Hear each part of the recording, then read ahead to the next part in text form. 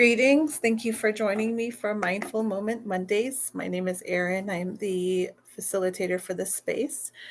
We're just going to do a brief practice, and I'm glad you can join me. And if you're not joining me now, please feel free to, or you might be joining me online or on YouTube. Thank you so much for being in the space with me. So we'll just take a moment to settle in and allow me here a moment to pull up the information on our practice, which we'll be doing is guided imagery.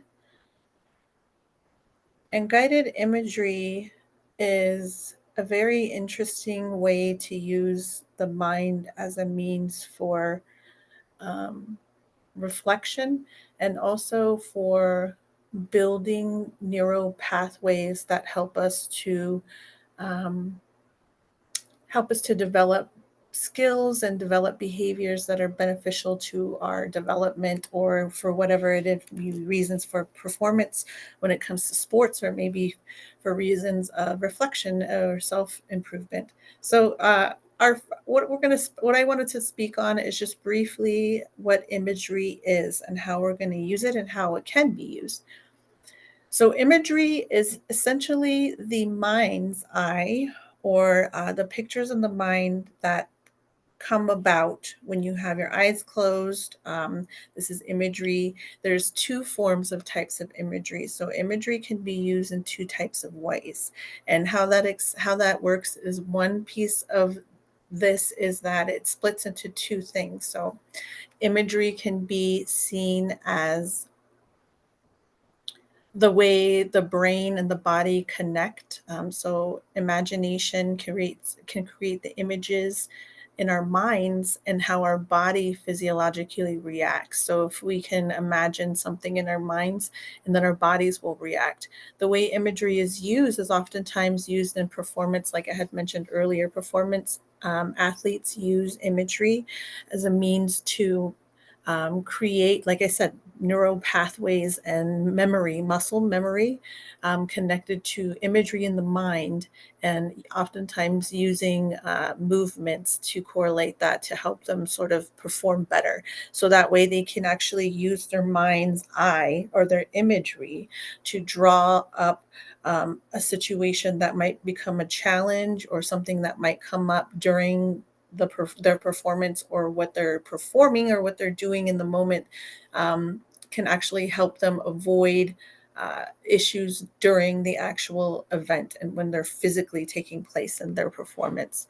So it's really cool how you can use imagery as a tool to help your body not only muscle memory and build neural pathways to help skills develop, but it's also a beautiful way to sort of calm the body in a way that brings about the cooling energies of the body, or the comfort energies of the body.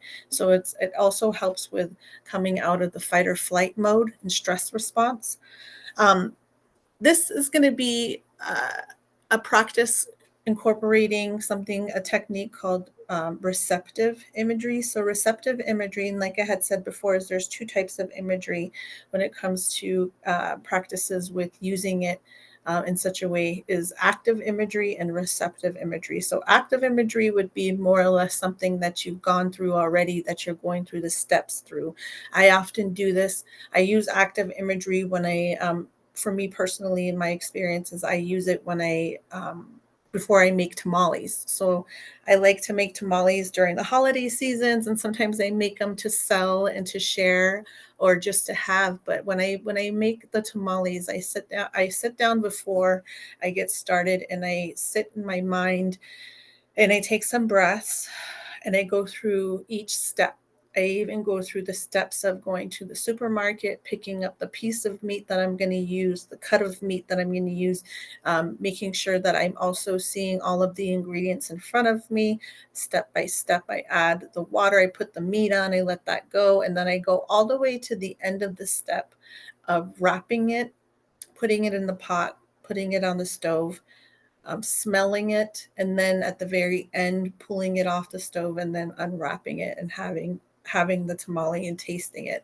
So it's very cool how I use that, because what it does is it helps me to remember all of the ingredients I need, helps me to remember the steps in the process and the most efficient way to use the steps in the process. So going through that steps and process actually helped me to see that putting on the meat first is actually the most time efficient, because it takes the longest to cook.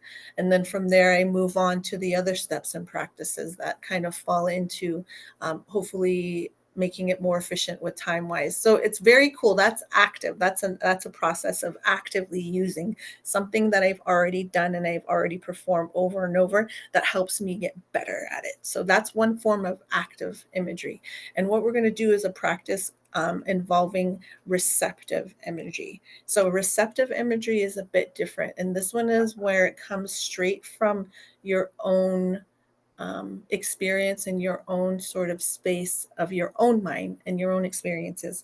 So I feel like this is a really wonderful way to leave yourself open to what may come if you are open to communicating with yourself, I feel. So receptive imagery allows you to explore in your own subconscious. It allows you to be open to messages that may be underlying on the darker side of the iceberg, if you will.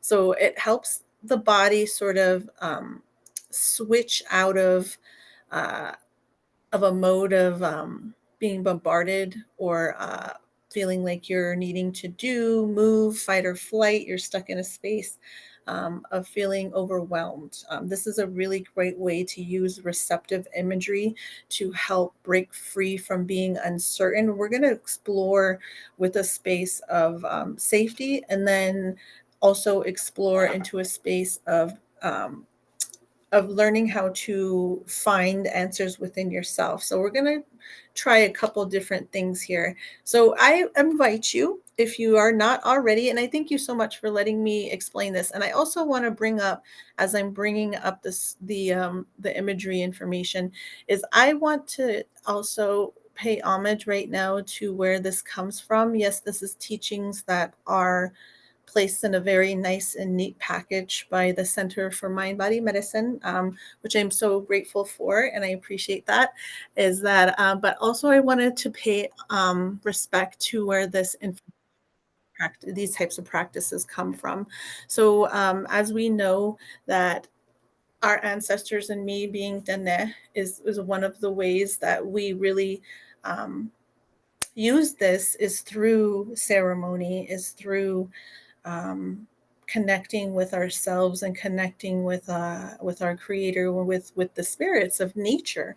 So I just want to bring back that as a reminder that this practice, yes, is beautiful and it's very nicely laid out, but I also want to remind us that these practices come from beyond our own space and time here. So thank you to the center for putting together this beautiful package for our community manual, but also I want to say thank you for where this knowledge comes from, which is from nature, from our true teacher, from Mother Earth, and also from our ancestors who took the time to be still and to observe and to understand these things and to instill them within their teachings, and which carries us through to today and comes through as ceremonies that we practice, and these beautiful practices that bring in the visions and the dreams and the communications that we have with our ancestors and with the elementals and with nature and with our highest creator and our most divine source. So I really want to pay homage to the real teachers, the true teachers,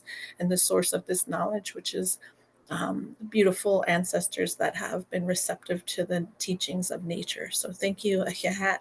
And with that being said, I invite you to lie or sit in a comfortable position. And if you haven't already, feel free to close your eyes. Take some nice deep breaths. And in this moment, just feel your body against the floor or the chair.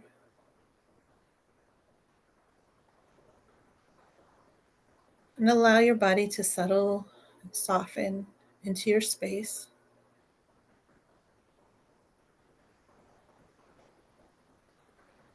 And allow your awareness to shift to your breath.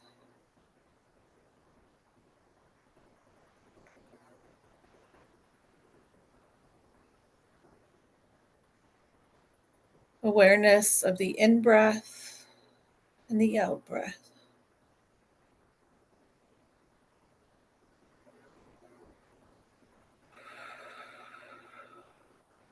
Taking the time to breathe in deeply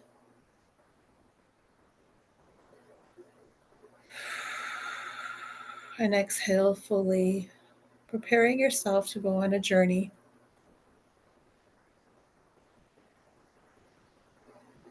And now, in your mind, I'd like you to picture yourself in a very special place.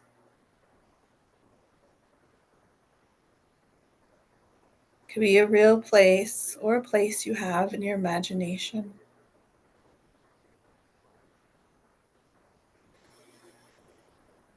A beautiful spot in nature, or maybe even a comfortable space in your own home.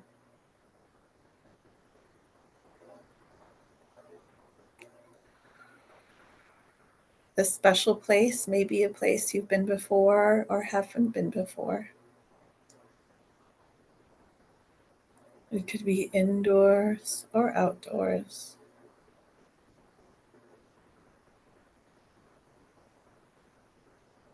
If more than one place comes to mind, then allow yourself to choose one and stay there. This special place in which you are comfortable and safe. Appreciate the environment with all your senses.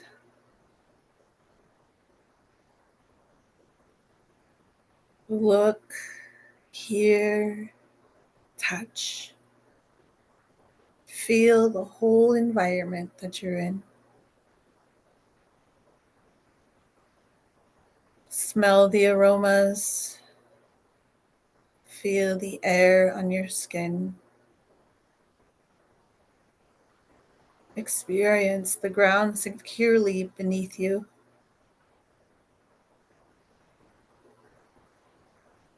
Notice what you're wearing. Notice if you even have anything on your feet. What time of year it is. Notice even the time of day. How old are you? And are you alone or are you with someone else or other people? Notice the colors that surround you and the temperature, qualities of the space that make it feel safe and comfortable.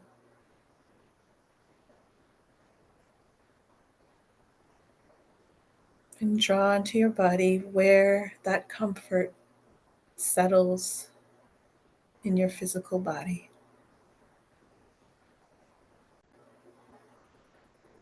And as you are experiencing around you, notice if there's anything else that you might add or take away that would make it feel more comfortable for you.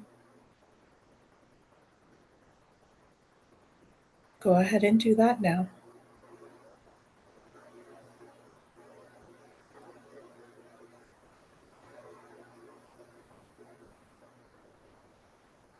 And then notice how your body responds.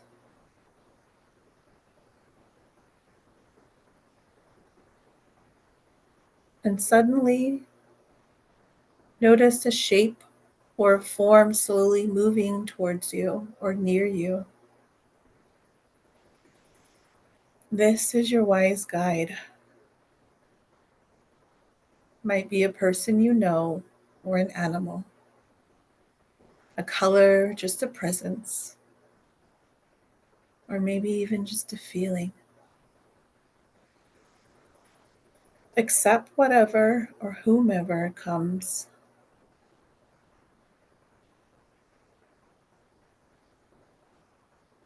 Notice how old or young, how large or small this person or presence is, your wise guide, your inner self, your spirit guide, whatever name feels right for you.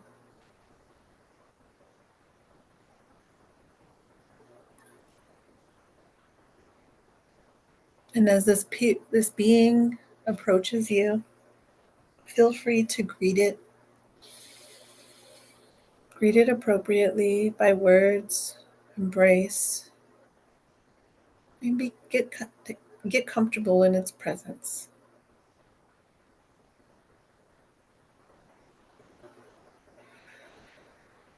Know that this wise guide is here for you and to serve you. May have a message even for you. You may ask questions, simply listen, and be in its presence.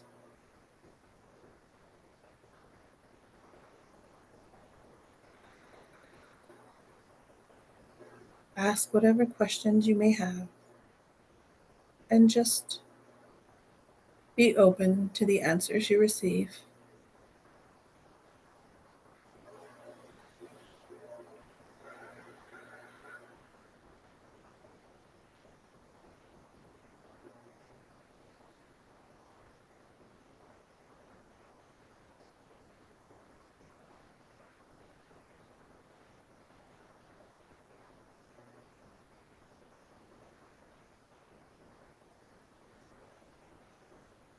And when you're ready, at your own pace, I want you to become aware of yourself again in your safe space.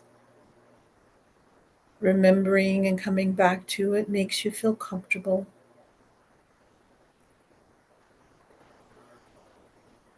And just rest for a while.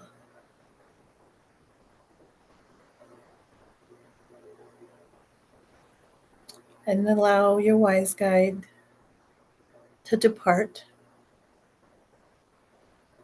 knowing that you will see them again in need.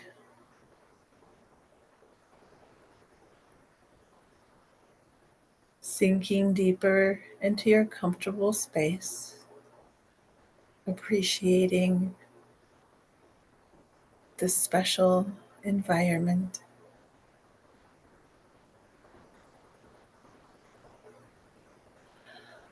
And allow yourself to become aware now of your physical body in your chair or on the floor, positioning of your feet and legs, your hands and arms. Bringing awareness again back to the breath, allowing it to move your shoulders. And if you feel called to move your body, if you need to stretch. In this moment, just becoming aware of what you need. And allow yourself to do that.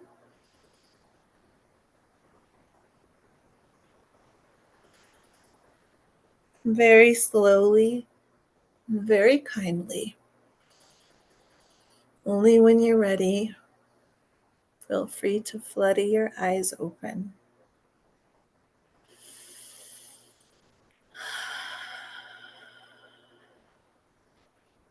Thank you so much for joining me on this Mindful Moment Monday. I hope this is helpful and you have a wonderful week. Until next time, bye.